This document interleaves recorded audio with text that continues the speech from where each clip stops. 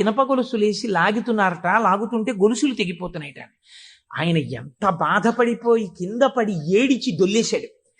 శంకరా, మీ కంఠానికి ఇనప గొలుసులేసి ఏనుగులతో లాగారా, ఎంత ఒరిసిపోయిందో ఆ కంఠం అని. అంతే, విన్న చోటు నుంచే పరిగెత్తి పారిపోయాడు పక్క రాజ్యానికి.